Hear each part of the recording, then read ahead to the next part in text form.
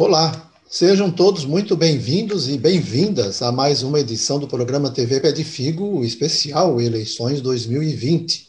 Lembrando que nós vamos conversar com todos os candidatos e as candidatas a prefeito de Valinhos. Hoje nós recebemos a presença do candidato Paulo Bandina, do Partido Trabalhista Cristão PTC, em coligação com o PL. Ele tem o número 36 e o seu candidato a vice é o Marcos Vicentim. Olá, Bandina, como vai? Tudo bem, graças a Deus. Obrigado aí do convite e é muito bom falar contigo, que já militamos juntos na Câmara Municipal.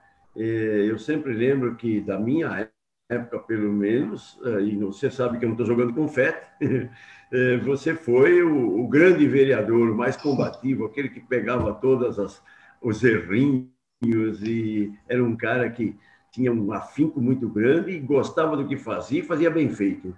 E Isso eu aí. sempre tenho o prazer de, quando fala de você, dizer exatamente isso, e você é uma pessoa muito importante dentro da política de Valinhos. Ah, legal, obrigado.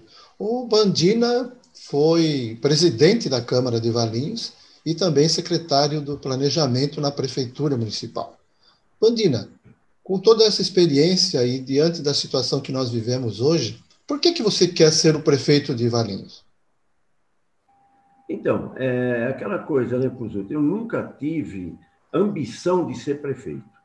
Até que, quando fui presidente da Câmara, quando estava mais, digamos assim, mais próximo dos grupos políticos aí e tal, eu até fui convidado, foi uma época que o Geleia saiu candidato a prefeito e tal, todo o grupo queria que eu fosse candidato, mas eu não tinha essa ambição de ser prefeito.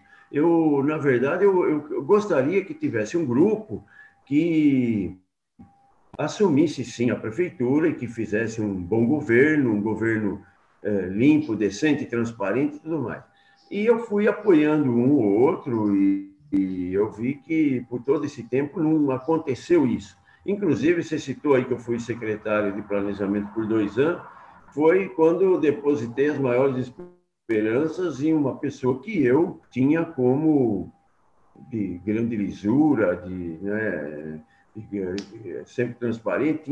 Eu tinha levado ele para a política, e depois de 5 mandatos, ele era o virtual candidato do PSDB na época, que foi o Cleiton Machado, e eu pensei que, então, formando um grupo em torno dele, foi para isso que eu trabalhei, ele seria eleito e nós teríamos uma prefeitura mais dentro dos moldes, digamos assim, do que se espera, a população espera. E não foi isso que aconteceu. Ele me convidou, eu queria muito também participar da administração, e aí ele me ofereceu o DAI, eu disse que não iria para o DAI, porque não entendia nada de DAI, e pedi que eu fosse para o planejamento, que ele me deu o planejamento, eu sou grato por isso, né, ele ter me dado o planejamento.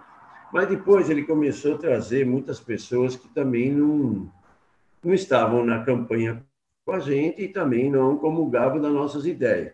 Eu acredito que essas pessoas fizeram muita pressão em cima dele e uma série de coisas que acabou acontecendo, e ele precisou do meu cargo, talvez para alguma negociação política lá dentro, que foi isso que ele me falou, que precisava fazer uns acertos políticos, me pediu o cargo, eu acabei saindo da prefeitura depois de 2 anos. Eu vi, depois disso, muitas coisas acontecerem que não tinha muita lógica de acontecer, não estava dentro daquele formato que a gente havia planejado para Valinhos, e tanto que a população não engoliu e ele acabou não se reelegendo. E está o atual prefeito aí hoje, que tem feito um governo, eu diria, muito mediano, não é? E muitas decisões têm sido tomadas, para mim, são equivocadas, e uma delas foi que até o Ministério Público teve que entrar na questão aí, reduzir custos, obrigando que fossem dispensadas muitas pessoas. O problema que eu vejo, e aí que começa, então, a minha história agora, por que ser candidato a prefeito, né? Por quê?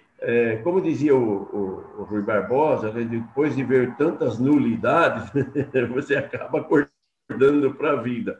Então, o que aconteceu? Eu trabalhei na campanha de Bolsonaro, eu sou bolsonarista, todo mundo sabe em Valinhos, né? Tem pessoas aqui que me chamam até de Bandina Bolsonaro, me apelidaram. Eu sempre trabalhei muito, eu acompanhava a trajetória de Bolsonaro, eu gostava de como ele agia. Trabalhei na campanha dele, nem sabe quem eu sou, mas eu trabalhei na campanha dele. Trabalhei com uma prima distante dele, aqui, casada com um primo dele aqui de Campinas, a Valéria. E, bom, aí foi. Aí surgiu a possibilidade de se pensar nas eleições municipais. No almoço em família, meu genro me desafiou que seria o seguinte: não apoie mais ninguém, porque você apoia as pessoas e não sai do jeito que você combinou, pelo menos, né? Muito menos do jeito que a gente gostaria. Então, você não apoia mais ninguém, porque a gente não vai junto, né? A menos que você seja candidato a prefeito, ele me falou. Aí o almoço estava rolando em família, todo mundo na mesa, e eu acabei vendo isso como desafio, dei um tapa na mesa e falei, então você é candidato a prefeito. E ele saiu falando para todo mundo, que conta um para um, conta para outro, e a coisa foi crescendo, e comecei também, quando eu vi que tinha alguma chance, conversar com algumas pessoas, amigos tal, que me incentivaram a ser candidato. Comecei, fiz uma primeira reunião dentro da casa do Marcos, e lá nós traçamos toda uma diretriz de como seria o nosso trabalho se conseguíssemos lograr êxito. E esse grupo traçou todas essas diretrizes de como seria redução da máquina pública, modernização da máquina pública, um real investimento realmente na chamada educação, que nós trocamos o nome, nosso plano de governo chama de ensino, né? Porque educação entendemos que vem de casa. Eu vi, Bandina, eu vi no Sim. seu plano diretor que você pretende adotar o princípio do plano diretor, não, no plano de governo, né? Que você pretende adotar o princípio do Estado mínimo, com Sim. redução de secretaria. Quais são as secretarias que você visa reduzir, extinguir, e se isso não vai afetar o serviço à população de Valinhos? Não, eu entendo que quem presta serviço à população de Valinhos é de diretores para baixo, né? Porque secretário não faz muita coisa. O secretário é mais um cargo, vamos dizer assim, representativo político. Então, nós reduzimos as secretarias a 7, né?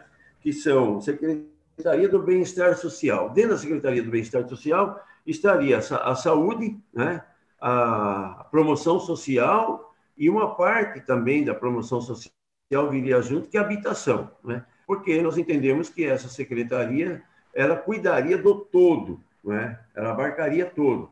Como nós pretendemos, aos poucos, implantar a saúde preventiva, ela vai precisar de visitação, digamos assim, do médico de família, que vai junto com ele nessa visita, um assistente social, vai um técnico, um engenheiro, que seja assim, que já vai analisar a condição da moradia da pessoa, vai analisar a situação econômica dessa pessoa, e aí sim fazer uma ação conjunta, cuidando da saúde dele antes que ele adoeça também, porque às vezes o cara não tem saneamento básico, não tem água tratada, não tem uma condição mínima de moradia, tem uma moradia indigna, digamos assim. Então, isso tudo tem que ser visto pelo Estado, mas eu vejo assim, que um secretário dá conta disso, porque quem vai trabalhar são os diretores de áreas, e eles que vão desenvolver todo o projeto ali. Depois nós criamos também a de ensino básico, que vai chamar ensino básico, ensino técnico, esportes e cultura. Quando eu falo ensino técnico, parece ser estranho, porque a nível de colégio é o governo estadual que cuida, né? Mas o que nós queremos é paralelo, em parceria com o governo, quando a pessoa faz um curso segundo grau, digamos assim, ele tenha uma possibilidade de fazer um curso técnico em paralelo, junto. Ele sai formado no ensino médio, mas sai também técnico em alguma área, não é? O meio ambiente, apesar de nós reduzirmos secretarias, e eu entendo, essa é uma pauta muito importante minha, eu entendo que o meio ambiente precisa de uma secretaria. E o DAE, hoje, né, com todo esse até brinco, né, que o DAI virou um sultanato, né? Tem muita gente lá dentro e tal, mas o DAI é um prestador de serviço, um departamento de água e esgoto, apesar de ser uma autarquia, ele presta serviço, ele capta a água, trata a água, bota na nossa torneira, recebe o esgoto, trata e devolve para o rio. Então, o que acontece? É um prestador de serviço como o pessoal que recolhe lixo, como o pessoal que roça nossas praças, Nessa como linha, tantos... nessa linha do DAI, e dentro do seu princípio de Estado mínimo, você cogita a privatização do DAI? Não, não. Por quê? Não, porque a água, no meu ver, ela é um bem que é estratégico e também essencial. Então, principalmente estratégico, porque se você terceirizar o DAI e depois você arranja uma briga aí qualquer, ou qualquer administração arranja uma briga com essa empresa, nós corremos um risco muito grande. O cara, de repente, abandona tudo, não cuida mais, ele não toca, não bota água para ninguém. Um caos. Em 2 dias, nós temos um caos generalizado na cidade. Né? E veja, a coleta de lixo na cidade não tem um presidente, né? As roçadas de praças e jardins e tantos outros serviços são criados, são feitos na cidade pela administração pública, não tem um presidente, não tem essa pompa toda. Então, eu vejo assim, eu não vou matar o DAI, muito pelo contrário, o DAI vai para dentro de uma secretaria e ele vai, nós vamos trazer mais serviço para o DAI, e serviço interessante. Por exemplo, eu sempre cito uma analogia simples, né? Coisa de padeiro. Né? Você tem uma padaria, você faz pão.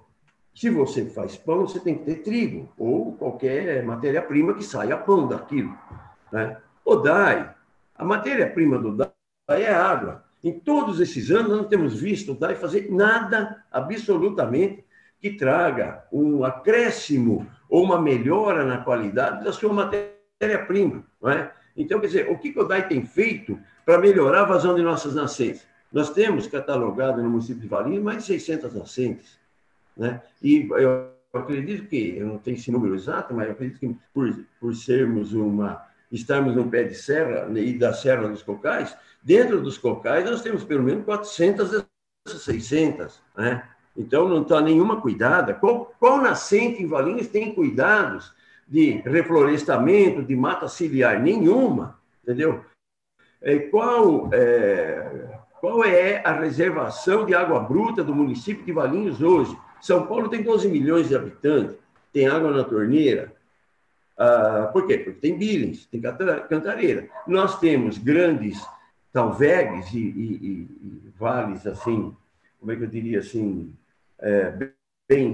com montanhas íngremes na lateral, que com um pequeno barramento a gente conseguiria armazenar muitos milhões de metros cúbicos. E não. Esse é o problema, você está falando da questão da água, esse é o problema que hoje mais assusta a população de Valinhos. Assusta a população, lógico. Por esse motivo mesmo, eu não quero privatizar o DAI. Eu acho que o DAI, ele cuida de uma necessidade de Estado, uma necessidade da pessoa. Então, mas, Bandino, ao mesmo tempo que a população fica assustada, ela não compreende como é que pode a gente estar com problema de falta d'água e a cada dia a gente vê novos edifícios sendo construídos, novos loteamentos sendo aprovados. Não é uma contradição e vai contra o discurso de que é preciso ter um desenvolvimento sustentável? Sim, veja bem, o que tem acontecido ultimamente em Valinhos? Loteamento horizontal não tem saído muitos, não. O que tem saído são prédios, são condomínios verticais. Né? E, diferente do que se pensa, o condomínio horizontal, quando você faz ocupação de uma área qualquer com condomínio, tem uma legislação da CETESB que você, se lá tiver uma nascente, você tem que preservar essa nascente e reflorestar ela. Se tem um córrego, você tem que reflorestar. E dependendo da quantidade de plantas e árvores que tem dentro dessa área, você é obrigado a contratar uma outra área, ou ali mesmo, e plantar N árvores. Então, quando se faz um loteamento horizontal, parcelamento do solo, você tem que plantar muitas árvores. Eu fiz alguns loteamentos, você sabe, aqui em Valinhos. Dentro desses loteamentos que eu já fiz aqui em Valinhos, E eu estava contando outro dia quanto que eu contratei, inclusive eu tenho contrato com a SOS Mata Atlântica, que faz um trabalho formidável de ajuda nessa questão. Quando você entra com um projeto na CETESB, eles calculam quantos metros você vai construir de rua, qual o impacto que você vai causar na natureza. E eles te obrigam a plantar N árvores para compensar esse impacto, digamos assim, né? Eu já plantei na minha vida 74 mil árvores nos empreendimentos que eu já fiz por aí. Pega uma área hoje planta 74 mil árvores, você vai ver o tamanho da floresta que dá. Eu já plantei uma floresta, 74 mil árvores nos meus negócios. Agora, eu acho o seguinte, moradias populares, que são esses prédios, esses condomínios verticais que estão saindo aí, é necessário, porque tem muita gente que precisa morar, e principalmente são pessoas de média e baixa renda, não é? Mas é o seguinte, quanto é exigido desse pessoal plantar uma floresta, plantar árvore, salvar uma nascente, arborizar uma margem de um córrego, fazer mata ciliar? Nada, nada. Ninguém. O problema de Valinhos é esse, nós estamos trazendo muita gente para morar aqui que vai consumir água. Esse, de fato, é um problema que assusta a todos. Você quer ser o prefeito de Valinhos, mas deve ter noção que a dívida consolidada da prefeitura já ultrapassa a casa dos 700 milhões de reais. É maior que um orçamento. Pois é, e a própria secretária da Fazenda disse que é uma dívida impagável, né, que vai depender de decisões do governo federal. Como você pretende enfrentar essa questão da dívida da prefeitura? Bom, vamos lá. Você tem uma dívida consolidada que, no meu ver, já foi paga algumas vezes, né? Porque os juros eram exorbitantes. Começou com juros altíssimos. Então, quando você tem juros altíssimos, você vai pagando 2, 3, 4 vezes a mesma dívida. Nós já pagamos essa dívida várias vezes, professor. Várias vezes. O que eu penso é o seguinte, eu não teria condição de chegar numa mesa de negociação e, eventualmente, até com Paulo Guedes, e falar, meu amigo, Valinhos já pagou essa dívida, vamos renegociar isso aqui em termos mais... como os bancos estão fazendo com quem devia aí. Os bancos estão chamando todo mundo que devia, reduzindo a taxa de juros, dando desconto, não cobrando atrasado, fazendo um monte de coisa. Porque já receberam, às vezes, 2 vezes também a mesma dívida, não é? Isso eu vejo que é possível desde que façamos a lição de casa. Agora, como é que eu vou chegar lá para o Ministério ou para o Banco do Brasil, não sei nem para quem, acho que a Caixa Econômica Federal, que a dívida de Valinhos está atrelada à Caixa Econômica Federal, chegar lá e falar assim na cara de pau, falar, meu amigo, é o seguinte, eu gasto na folha de pagamentos tudo que eu recebo, tudo que eu arrecado. Eu tenho uma máquina que é um paquiderme, sabe? E eu quero que vocês me ajudem. O cara não vai ajudar, não estou fazendo a lição de casa. Agora, se eu chegar lá e falar, meu amigo, é o seguinte, a administração é austera, nós temos só 7 secretarias, nós reduzimos custos. Olha, esse aqui é o mapa do que custava a prefeitura há anos atrás e o que nós estamos custando hoje, e eu quero uma redução de custo, eu quero que vocês me ajudem. Estou fazendo a lição de casa, estou fazendo a minha parte. Valinhos está fazendo seu sacrifício político disso e vocês têm que nos ajudar. Eu acredito que com esse argumento nós vamos... Brasil perdoou dívida de países externos, por que não vai perdoar de concidadãos aqui, meu Deus do céu? E nem é dívida mais, eu entendo que nós já pagamos.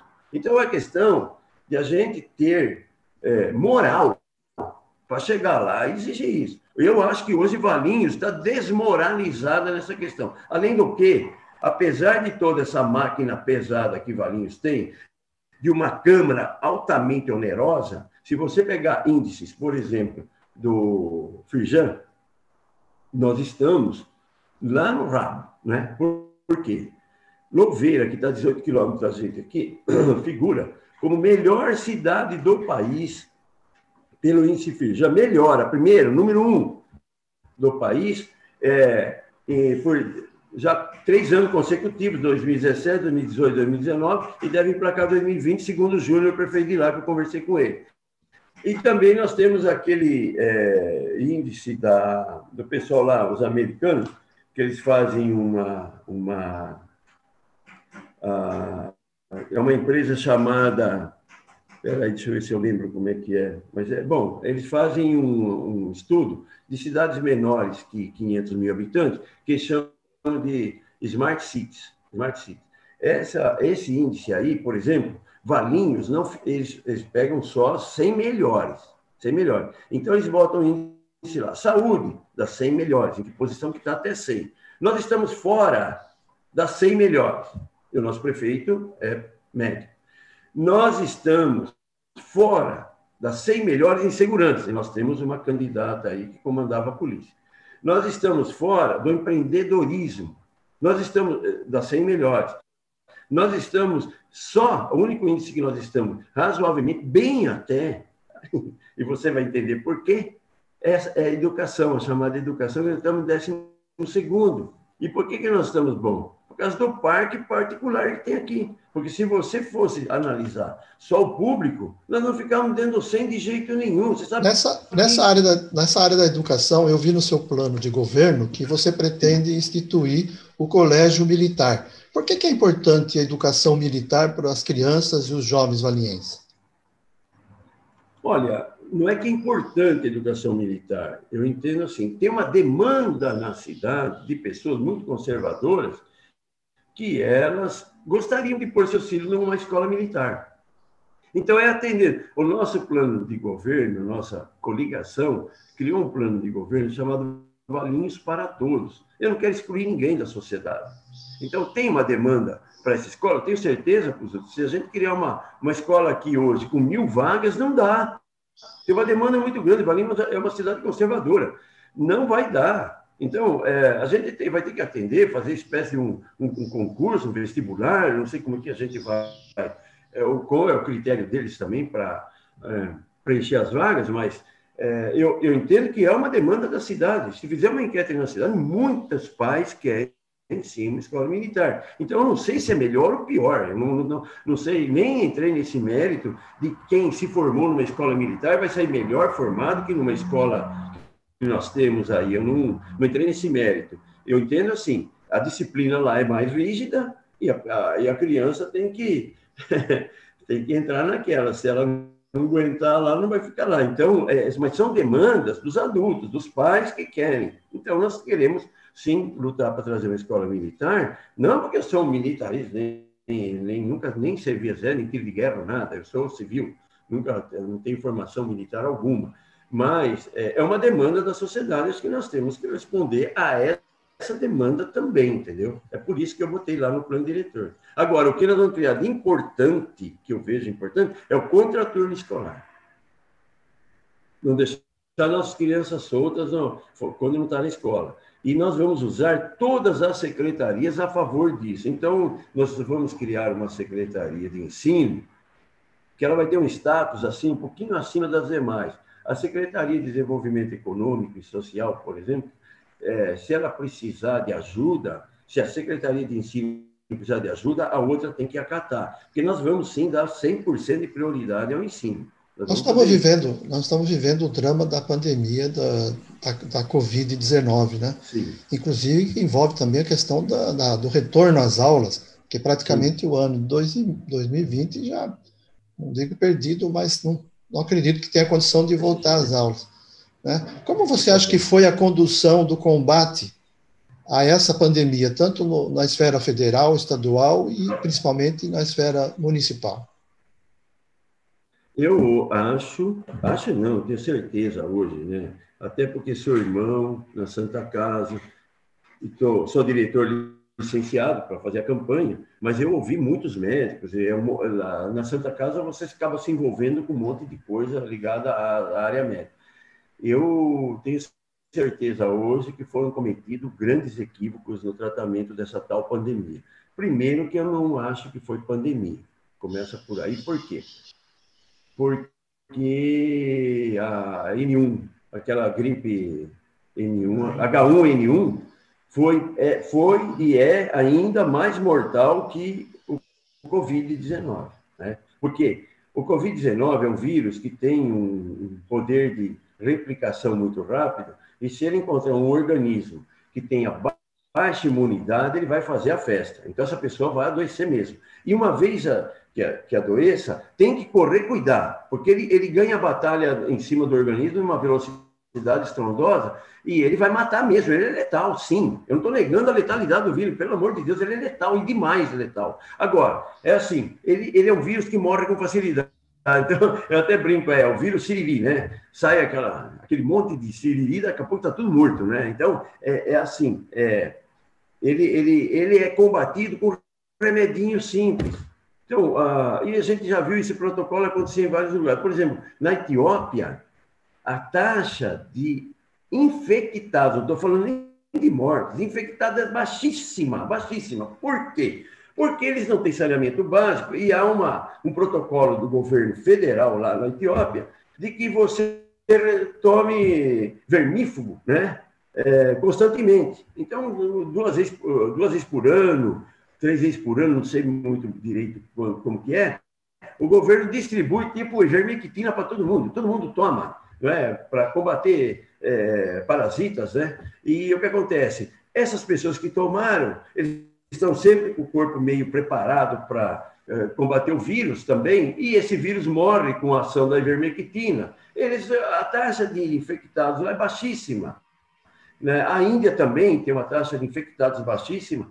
Né? O que matou muita gente foi fica em casa. Isso foi o maior erro que foi feito.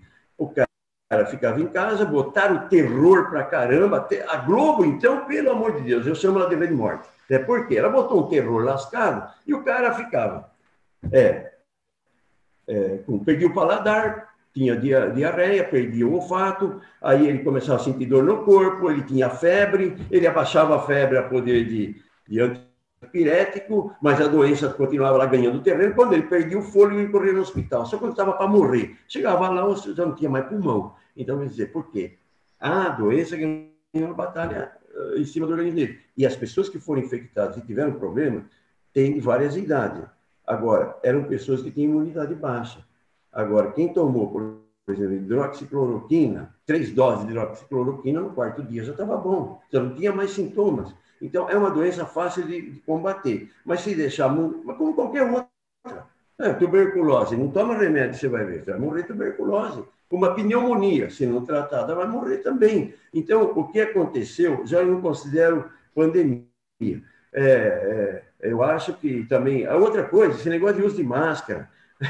Teve um estudioso aí que falou assim, gente, ninguém sabe o tamanho do vírus. Agora, se você pegar e pôr no microscópio o vírus e a trama do tecido que usa nas máscaras, você vai ver que o vírus ele tem uma janela de 2x2 para passar uma mosca. O vírus é o tamanho de uma mosca. E a trama do tecido é uma janela de 2x2. Quer dizer, não existe proteção. E pior, você pega lá no ônibus, segura lá o cabide do ônibus, não sei como chama aquele negócio que você segura lá no ônibus, né? Você toca na maçaneta, você abre porta, você... Tá bom, você pegou o vírus na mão. Aí você bota a máscara e fica mexendo na máscara para arrumar a máscara. Pô, você botou o vírus no seu focinho, pô. Então, quer dizer, máscara está errado.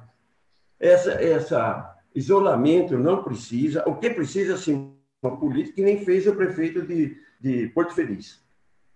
Todo mundo sabe disso. Ele chamou a equipe dele, mandou todo mundo se imunizar.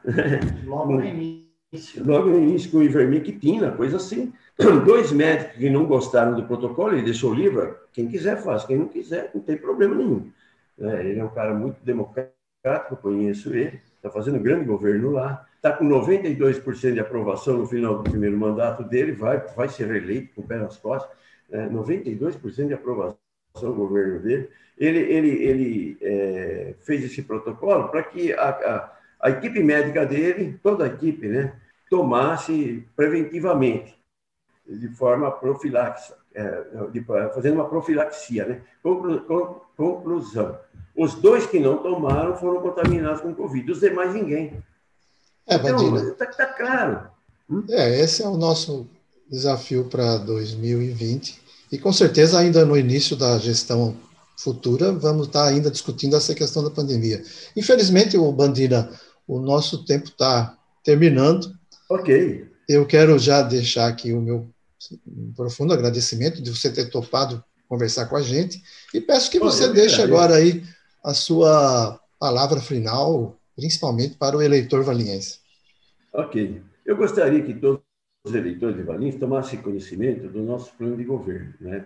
Dos planos de governo, e façam um comparativo, né? Eu quero reduzir muito o custo da máquina, não tenho compromisso com ninguém, não estou chegando, se chegar, e vamos chegar, se Deus quiser, como prefeito de Valinhos, com a prefeitura loteada, não assumimos compromisso de cargo com ninguém, isso nós vamos discutir depois das eleições. Os nossos vereadores assumiram, candidatos a vereadores, assumiram de público que terão apenas um assessor, que eu já acho um luxo, eu nunca tive, você também nunca teve, né? Mas um assessor apenas, assumiram de público isso e vai ter que ser mantido isso. E a nossa proposta é essa, fazer uma máquina moderna, eficiente, mas de baixíssimo custo, usando tecnologia para isso. Então, por isso, eu me vejo credenciado a pedir, sim, o voto das pessoas de Valinhos, para que tenhamos uma administração diferente de tudo que já temos visto nesses últimos anos. Eu agradeço a todos que tiveram atenção à nossa palavra, e muito obrigado, principalmente a você, professor, que abriu esse espaço para nós discutirmos aqui